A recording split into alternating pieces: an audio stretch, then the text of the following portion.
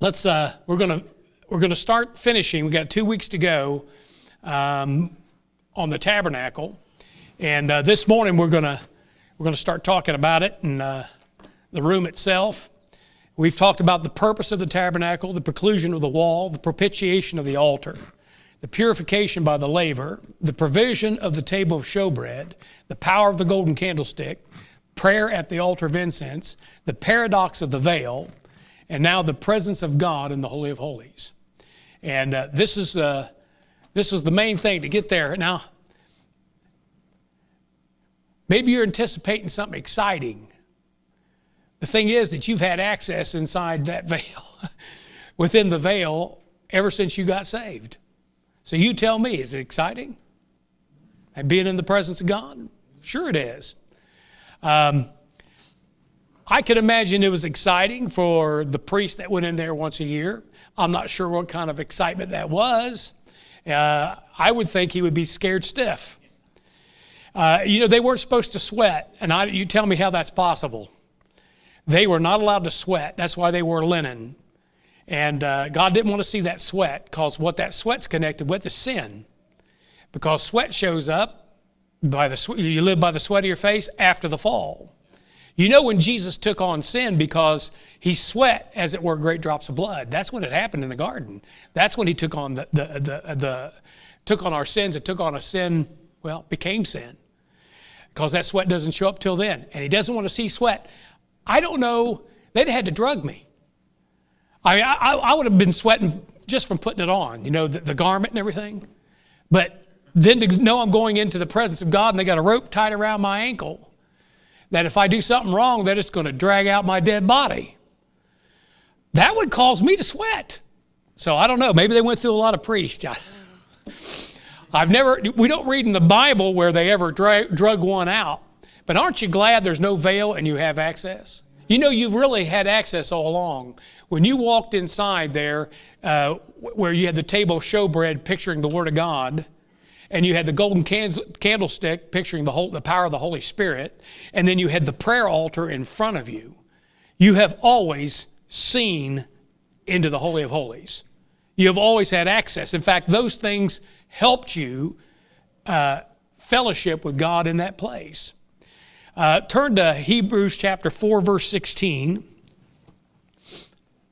So let's talk about the room itself. Now this room was 10 cubits by 10 cubits. And I was trying to remember, I'll ask, but if you don't remember, that's fine. Does anyone remember how high the building was, the tabernacle? Was it 15? Okay.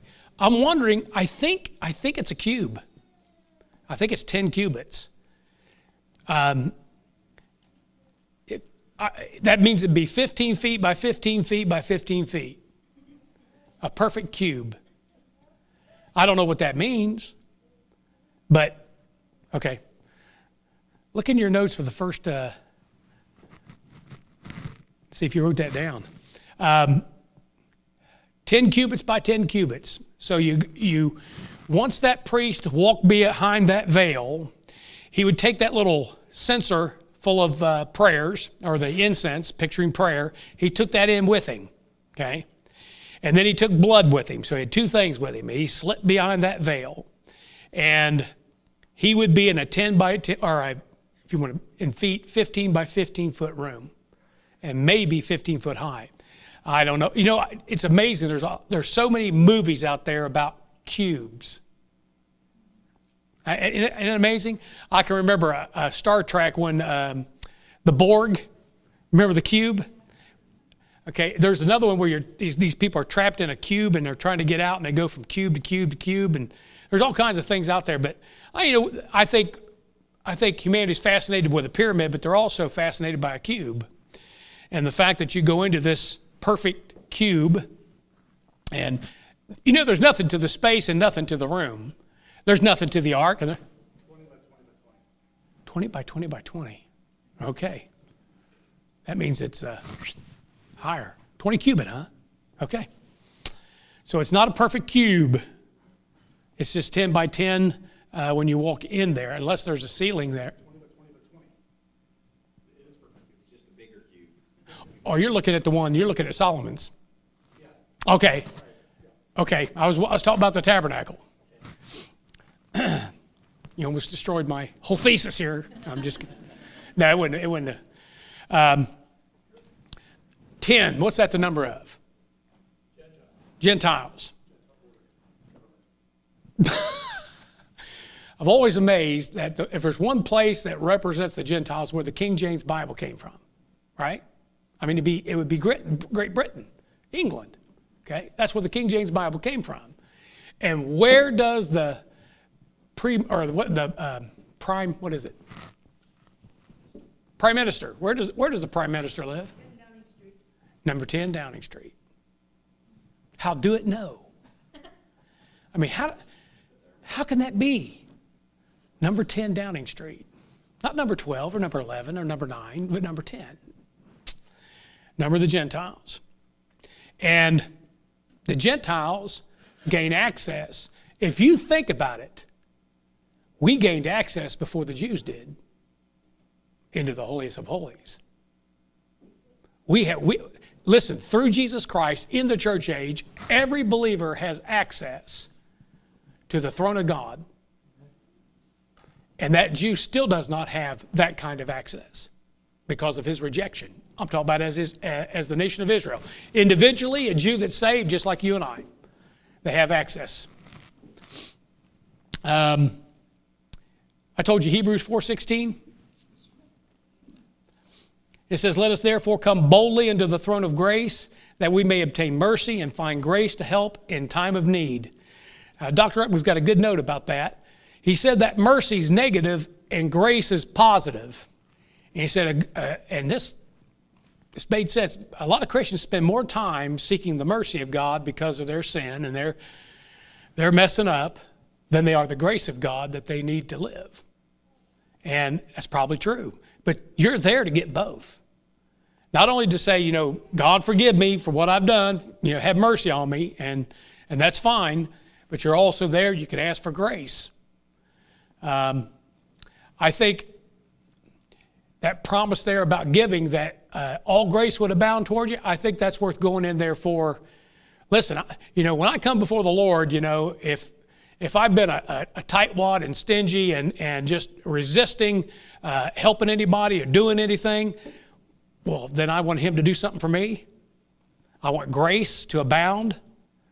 Well, I think that's the reason why He talked about that. But you can go in there and you can find grace to help in time of need.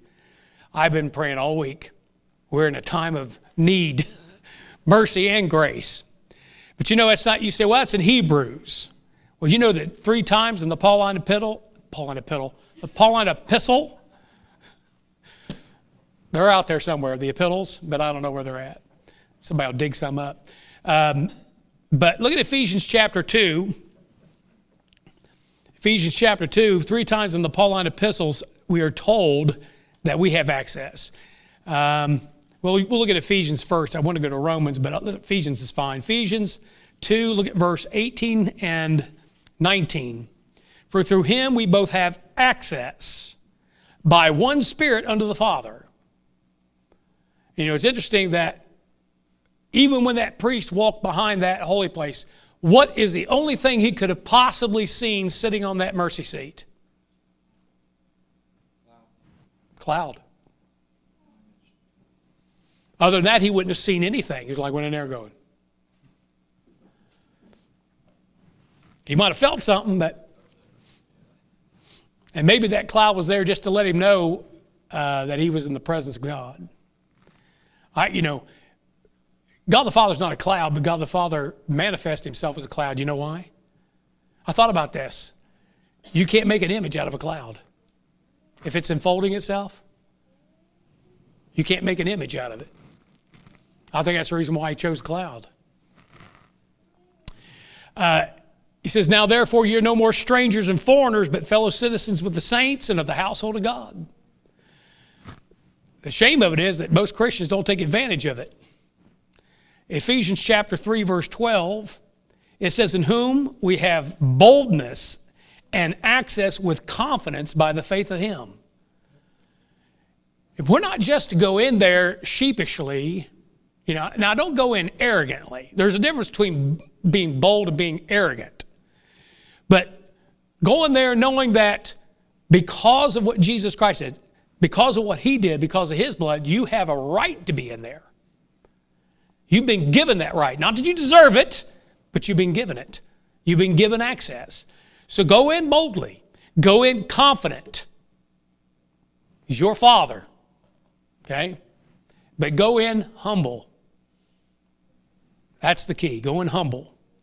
Look at Romans 5, 1 and 2. That was the first verse I want to go to, actually.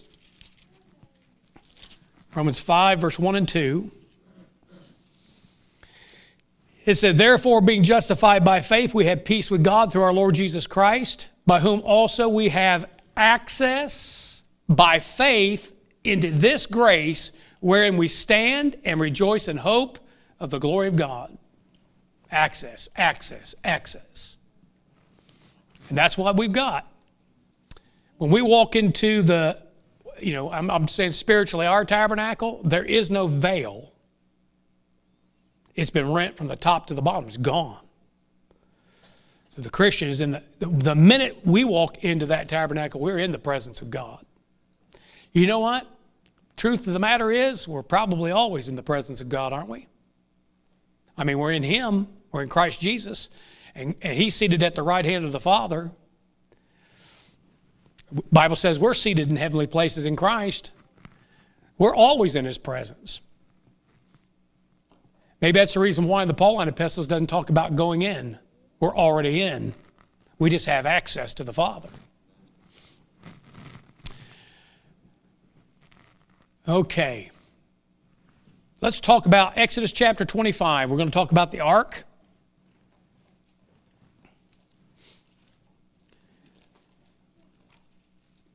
And there's enough here that next week I'll finish up with the mercy seat.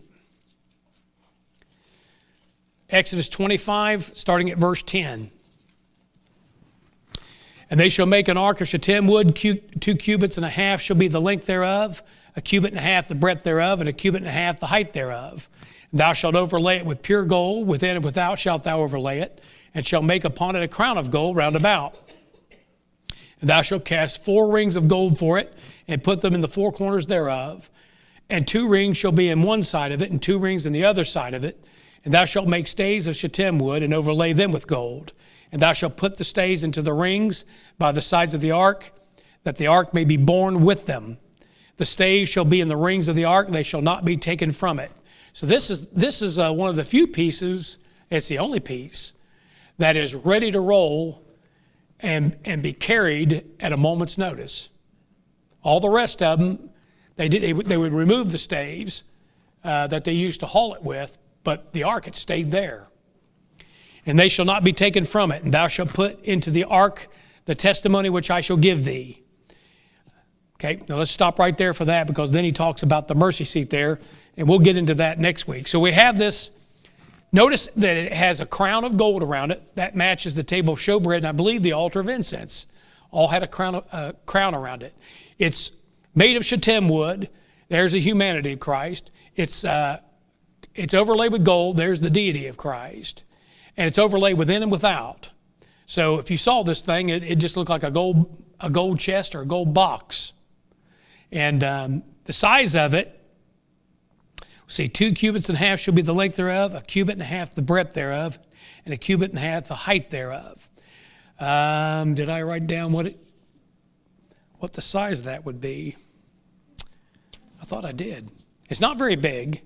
3 feet 8 inches or something. Yeah, it'd be in half, because 3.5 feet by 2 feet, something like that. I mean, we're talking, it'd probably fit up here on this pulpit pretty easy. It's not that big. Now, we have to see that there are 2 of them. And a lot of people miss this because they're not reading their Bible very closely. And I must tell you, I missed it. And it took Dr. Ruckman, who has read it very closely, to point out that there are 2 arks. Now, let me show you the difference between the 2. Turn to Deuteronomy chapter 10. They're built by two different men, and they are built, they may be the same size, but they're not finished the same. Deuteronomy chapter 10, starting at verse 1. At that time the Lord said unto me, this is Moses talking, hew thee 2 tables of stone, like unto the first, and come up unto me into the mount, and make thee an ark of wood. Okay? So he tells him, look, I need you to carve out a couple pieces of stone, or not carve them out, but bring up some stone and tables of stone and an ark I want you to build. And I will write on the tables the words that were in the first tables, which thou breakest, and thou shalt put them in the ark. I guess he's afraid Moses might have to break them again, so he said, bring an ark with you. We're going to put them inside this ark. And I made an ark of shittim wood, so we know it's made out of the same thing, and hewed 2 tables of stone like unto the first, and went up into the mount, having the 2 tables in mine hand. And he wrote on the tables, according to the first writing, the 10 commandments, which the Lord spake unto you in the mount, out of the midst of the fire in the day of the assembly. And the Lord gave them unto me. And I turned myself and came down from the mount, and put the tables in the ark which I had made. You see that? Which I had made. And there they be, as the Lord commanded me. Okay?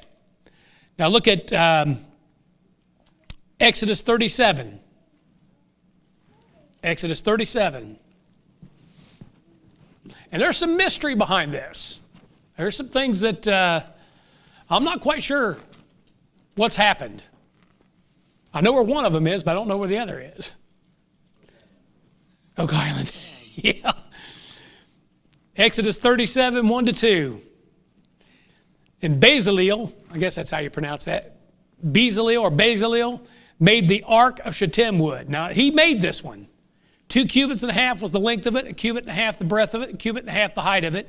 And he overlaid it with pure gold within and without, and made a crown of gold to it round about. There are 2. One that Moses made, and one that Bezaleel makes right here. Okay? Now turn to 1 Kings chapter 8.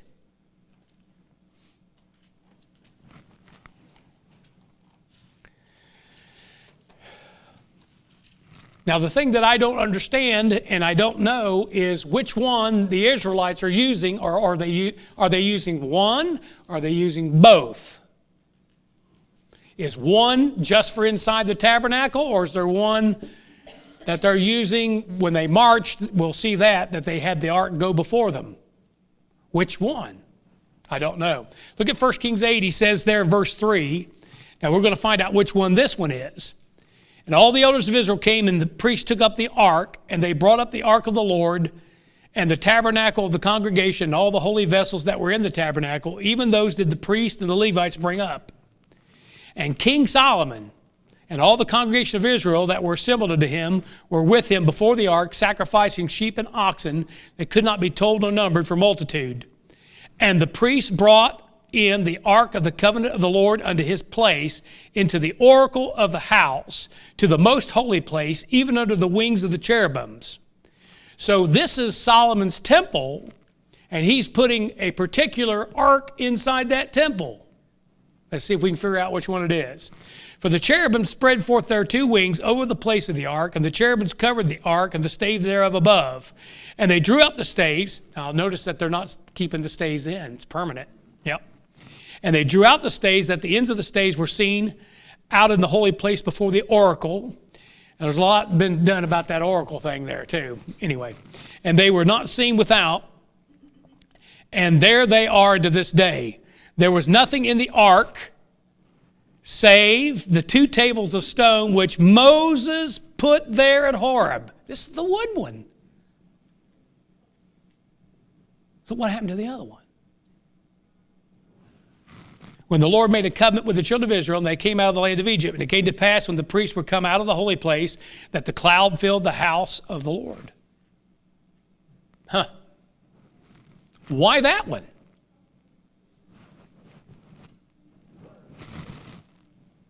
Okay, but when?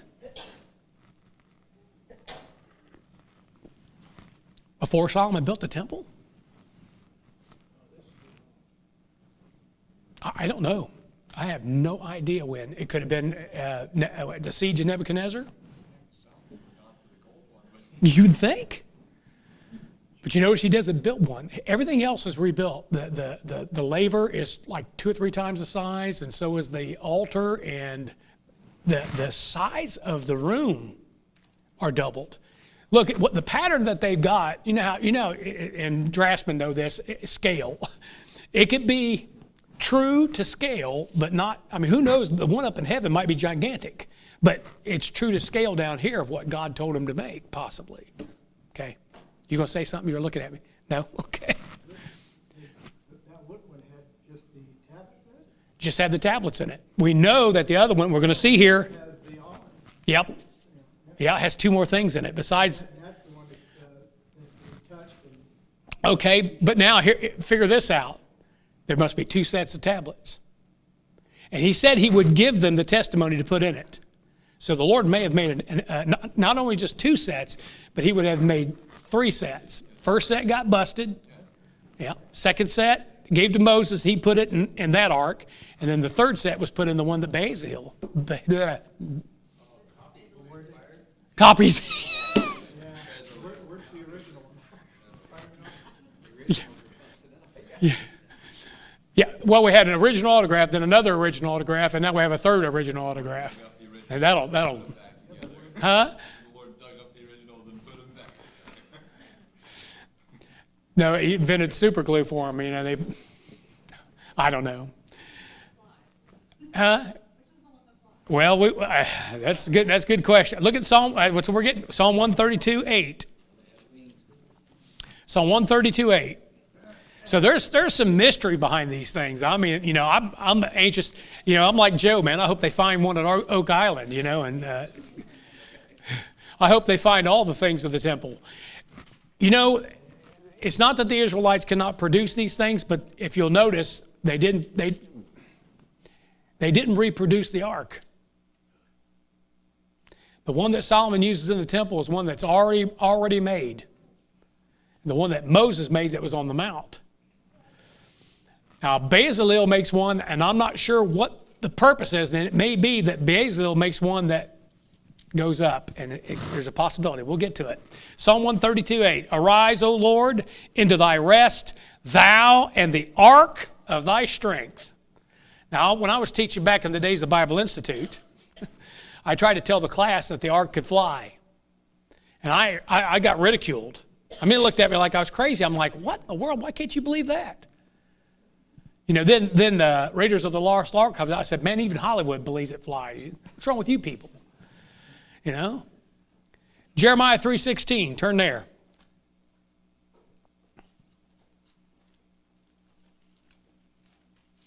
I've got some other verses to go along with this a little bit later. Jeremiah 3:16, it shall come to pass that when ye be multiplied and increased in the land, in those days, saith the Lord, they shall say no more of the ark of the covenant of the Lord, neither shall it come to mind, neither shall they remember it, neither shall they visit it, neither shall that be done anymore. Now, I don't think that time's completely past, but during the millennium, I don't believe there's any ark down here.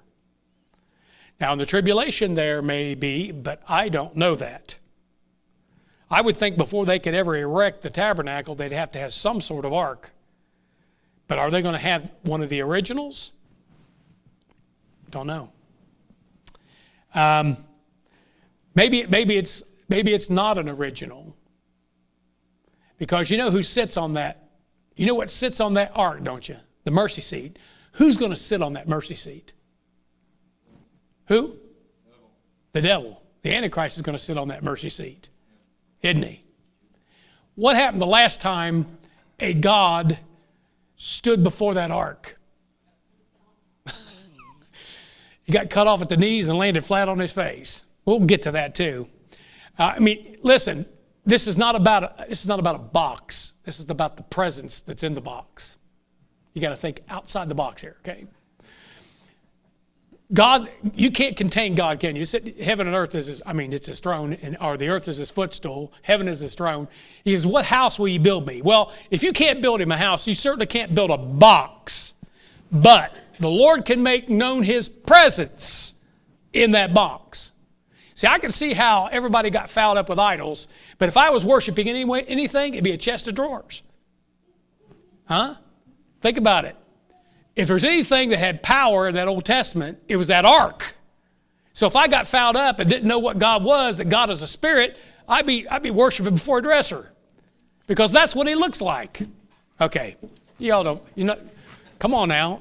Try to be lightened here the mood. Revelation 11:19. Revelation 11:19.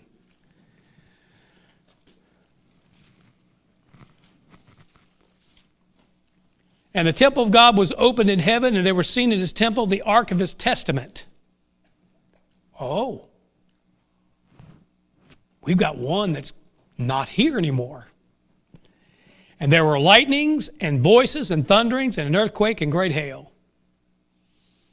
Now you say, well, maybe that's the one that the Lord built. But how could he have a testimony inside of it? Aaron's rod that budded, the manna, and the tables of the law.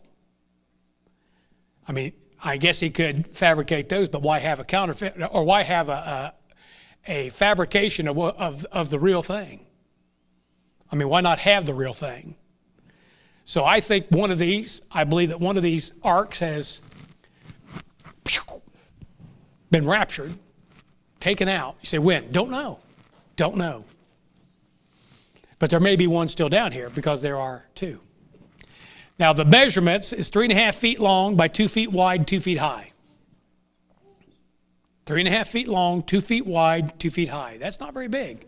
That's probably the size of the top of this pulpit, close to it. Huh? We're talking. They make it look like that's a little finger that he used.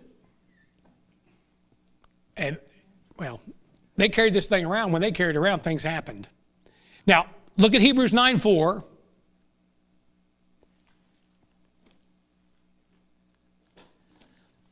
And we're going to find out that the one of them that had the 3 items in it was not Moses'. This is the one that Bezalel made, the one that's lined with gold. Hebrews 9:4, which had the golden censer. He's talking about the Holy of Holies there, and the Ark of the Covenant overlaid round about with gold. Oh, this is the gold one. Wherein was the golden pot that had manna, Aaron's rod that budded, and the tables of the covenant. Okay, y'all follow me?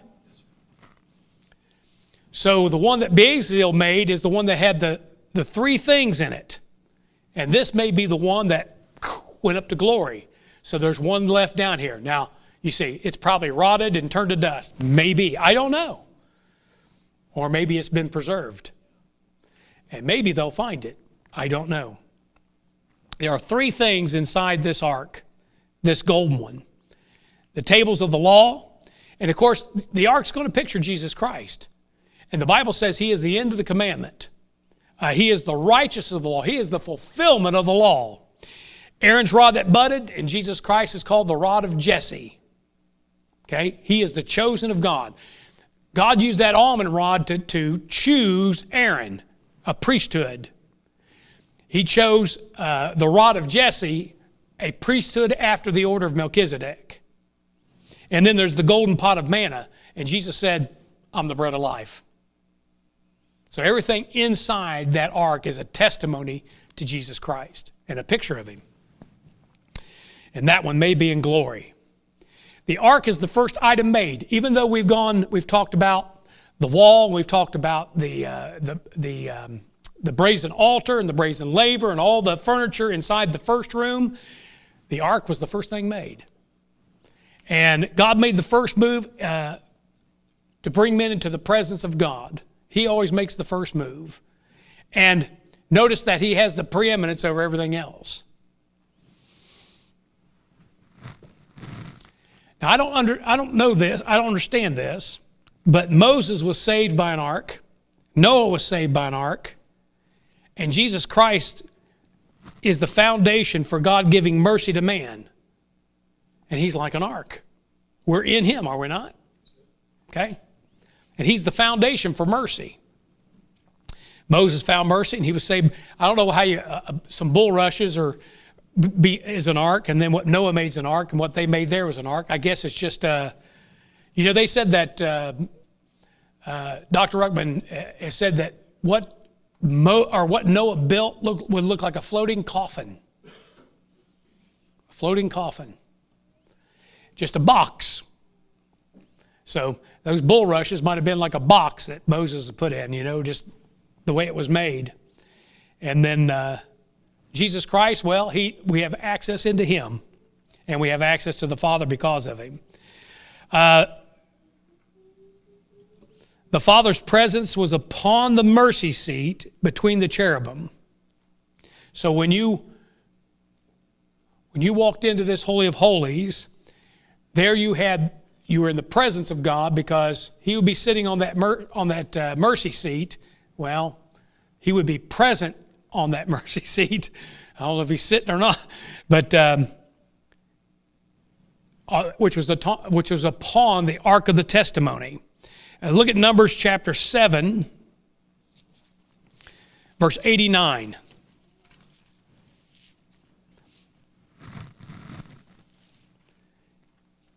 That's a long chapter right there. And when Moses was gone into the tabernacle of the congregation to speak with him, then he heard the voice of one speaking unto him from off the mercy seat that was upon the ark of the testimony, from between the two cherubims, and he spake unto him.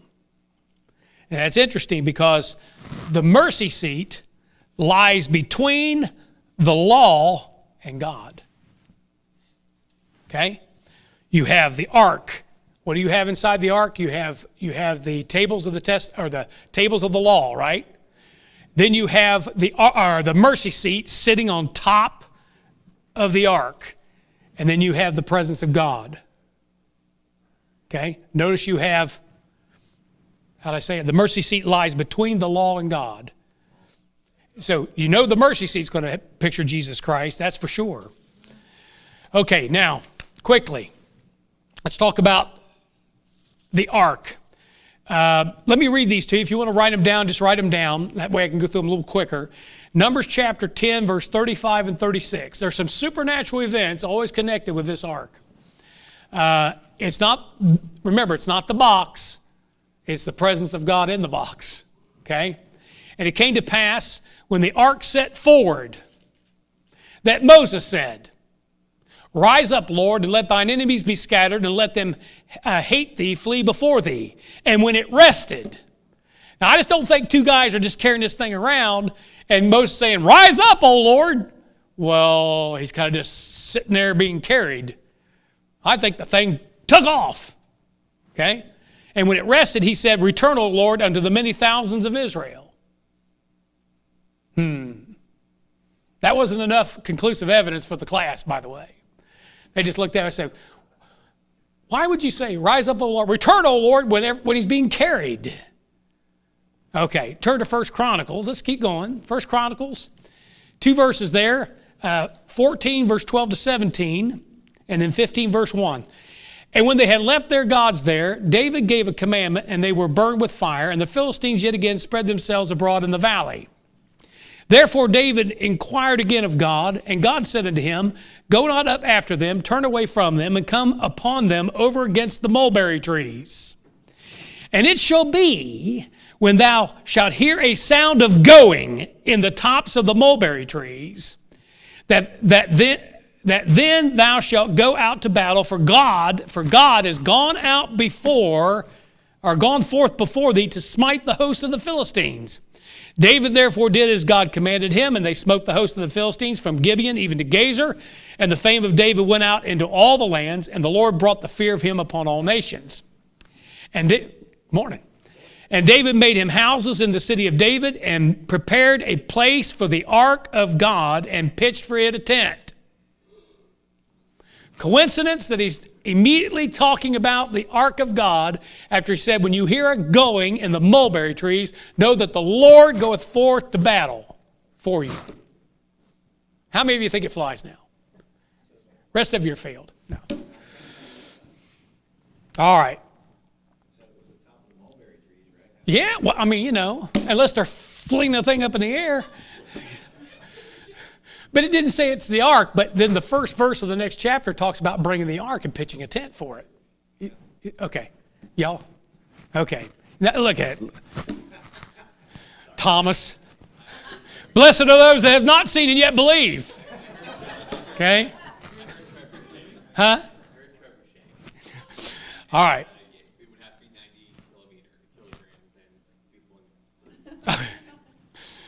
Joshua chapter 3. Well, it may not fly, but it can sure part water. Now, come on now. If you can believe in part water, it can fly, okay? Joshua chapter 3, verse 11 to 17. Now, I know, remember, it's not the box, okay? Can God make something fly? He can throw you through the air as far as he wants to, couldn't he? Okay. Joshua chapter 3, verse 11 to 17. And behold, the ark of the covenant of the Lord of all the earth passeth over before you into Jordan. Now therefore, it said it passeth over before you. So unless these guys are walking underwater carrying this thing, and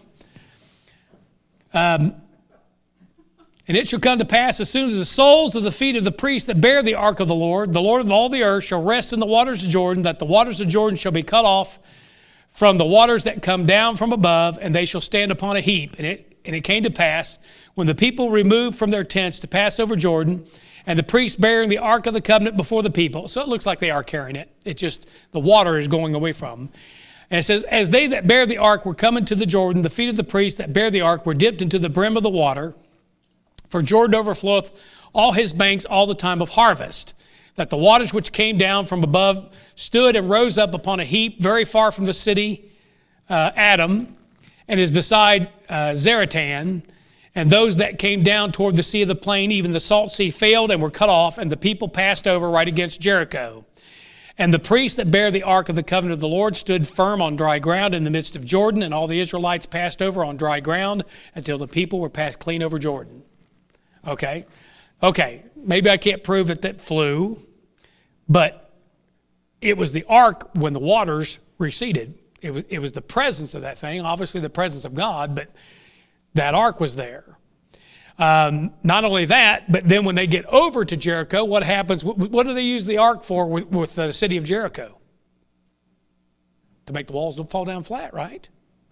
It said in Joshua 6, verse 11, so the ark of the Lord compassed the city, going about it once, and they came into the camp and lodged in the camp. And it came to pass at the seventh time, when the priests blew with the trumpets, Joshua said unto the people, shout, for the Lord hath given you the city. They took the ark with them. Now, evidently somebody else believes me. The Philistines believe everything that I've said this morning. Because when they went out to battle, they stole the thing. Okay? And then they made the critical error of looking into it. Look at 1 Samuel chapter 5.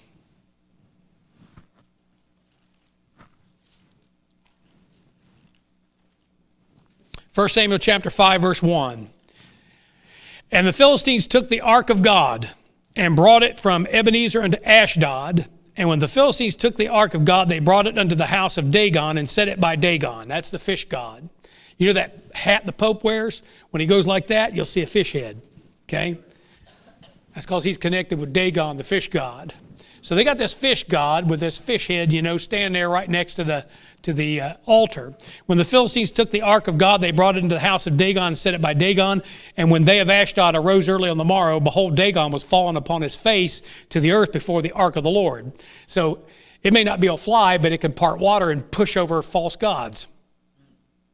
Okay? The box can't, you understand. And they took Dagon and set him in his place again. And when they rose early on the morrow morning, behold, Dagon was fallen upon his face to the ground before the ark of the Lord, and the head of Dagon, God's got a sense of humor. The head of Dagon, a fish head, and both of the palms of his hands were cut off upon the threshold. Only the stump of Dagon was left to him. That's just God. That's just God saying, is that thing anything at all besides whatever it's made out of, wood maybe, or stone? That's all it was. It was nothing. God created the thing that thing was made out of. But to show them, okay, you know what's sitting there? A chest of drawers, man. A box is sitting there. Therefore neither the priest of Dagon nor any that came into Dagon's house tread on the threshold of Dagon and Ashdod unto this day. It's too bad the Pope don't get rid of his hat. Everybody else got rid of Dagon. They well, Dagon's out. He can't hold his own. But the hand of the Lord was heavy upon them of Ashdod. He destroyed them and smote them with emerods. Now, if you want to know what emerods are, just put a breathing mark in the front, an H. Just put an H in front of that and then read it. That's what emerods are. Even with emerods, even Ashdod and the coast thereof. What's even grosser than that is the Philistines made replicas of the emerods, and also one mouse for the 5 lords of the Philistines. So there are 5 mice. I think they made it out of gold, and they made that as an offering. In other words, we accept your judgment that we are mere mice of men, and please get rid of these emerods. And they can be a curse. So you imagine, man, I mean, and what they did was, and this is not in the text that I've got written down here, but they looked inside. So when they looked inside, if this was the one that was overlaid with gold in and within without, they'd have seen the pot of manna. They'd have seen the almond rod that budded, and they would have seen the tables of stone, right? Okay. Now, I don't know. If it was just the wooden one, and they took it, they would have saw just the tables of stone inside there. Like I said, there's a little bit of mystery. Was there a third set of stones? Tables of stones made? I don't read it, but I do read where it says that God made the testimony that went inside. And we know that he made, can you imagine, okay, here's something else that people don't think about. That pot of manna has never gone bad. Remember, if they tried to get manna when they collected it at the end of the day, if they tried to collect more the next day, or if they tried to collect it on the Sabbath, it gone to worms. But now, if they collected on Friday, it didn't go bad. Yeah, it was good for Saturday, the manna was. But any other time, it bred worms. I mean, God had a time. I mean, he could put an expiration date on that manna throughout the week and then extend it 2 days over the weekend. And then the pot of manna that they got in there is just as fresh as the day they put it in. Aaron's rod that budded, what good would it do if all the buds are rotted off the thing? What kind of testimony is that? But here you take this rod out of there and those almonds are still on there and those blossoms are still fresh. I don't know if they saw that, but if they did, it sure did make the Lord angry. I mean, there's a lot of ways the Lord could hurt you. Hemorrhoids is one of them. All right.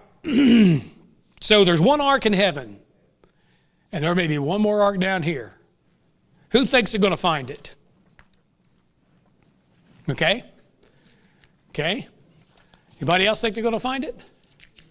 Possibility? I'm sorry? Either the rebuilt temple or the rebuilt tabernacle. They do not have to rear a temple. If the gold one's in heaven, I think they'll probably make a new one because they'll want it to be all overlaid with gold and fancy. And it's preserved, like you said, just like it did. You have to remember something. When they start the sacrifices, remember that kicks off the timetable of the tribulation. Okay, from the daily sacrifice, once it starts being made, that's the covenant of Moses being reinstituted. That's a 7-year covenant that's made. And this covenant, how can they use the covenant of Moses if they do not have an ark?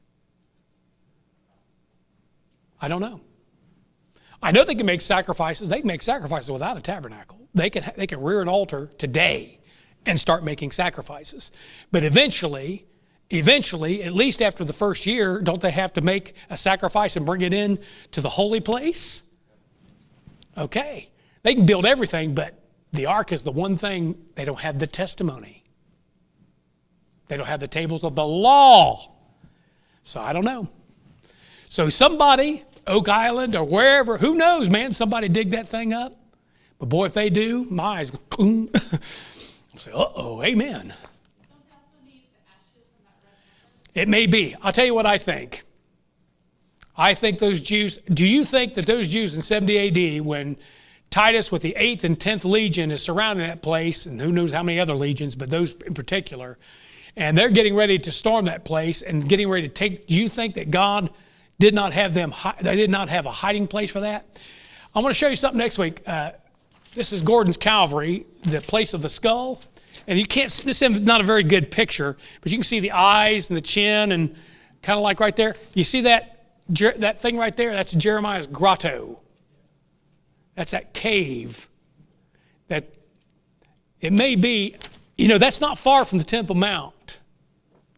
It wouldn't surprise me, man, them Jews didn't have an underground burial place to try to at least hide some of these things. Because those of Rome had no idea what they had. You know why? Why would they not know what they possessed at the end? It all burned and melted. They don't know if they got a golden candlestick. They don't know if they got a table of showbread. They don't know if they got an ark or a mercy seat, because it all burned, and what didn't burn melted. Right? Okay. I don't even know what's been hidden. So it may be those Jews hidden that. Now I've gone way over. Any questions or comments? Yes?